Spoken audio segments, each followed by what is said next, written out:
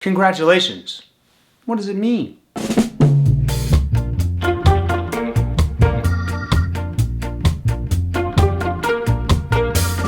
You got the accepted offer. What I would qualify it as is an invitation to get into contract.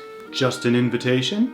Yeah, really just an invitation. At the end of the day, there's no legal obligation for you to buy that property on those terms, and there's no legal obligation for the seller to sell it to you. Just really the hope that you're going to get into contract. Once you have an accepted offer, it's an opportunity for you and your team to complete due diligence. Do everything you can to get all the questions you need answered so that you can sign that contract and feel good about it. Once in contract, of course, your legal obligation begins. So what can render an accepted offer meaningless?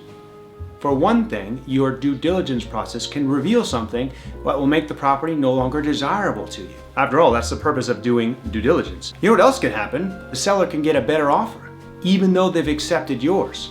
11th hour bid situation that all of a sudden you have to contend with, and perhaps you're forced to counter or you walk away. Just because you have an accepted offer doesn't mean that you're in contract. In fact, it means something very, very far from it. I talk about momentum a lot in deals. It's one of the main reasons why, if you're intent on buying a property, you need to complete your due diligence process quickly and get into contract as soon as reasonably possible. I hate to bring this one up because it doesn't happen that often, but I've seen it happen before. Attorneys can somehow align against one another and argue and back and forth about what should be a very standard document, a contract of sale, and actually make deals blow up. Now, attorneys, my brother included, please do not yell at me.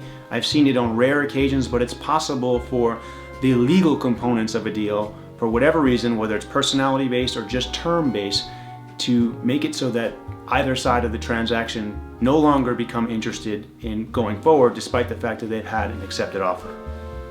Hey, we're dealing with human beings here. You know what else can happen? The buyer can get cold feet, or the seller can get cold feet. You thought you wanted to buy it, but you know what? Now you just want to stay where you are. Or the seller decides, you know what? I really, really want to live in Brooklyn for another 2 years. Because an accepted offer is just an invitation to get into contract, you got to know that these things can happen and there's no legal recourse for you. If you're a buyer and you've done an inspection and the seller goes, you know what, I am sorry, I just don't want to sell it right now, you are SOL. If you're like me and look at outcomes in terms of their probability, getting an accepted offer is certainly a spike in a desired outcome for you as a buyer or a seller. Certainly you're closer down the road to getting a transaction happen than you were before you did not have an accepted offer. But please, please, please know that it in no way means things are in hand. Make sure to get your deal terms into contract. Getting into contract raises that level of probability by leaps and bounds.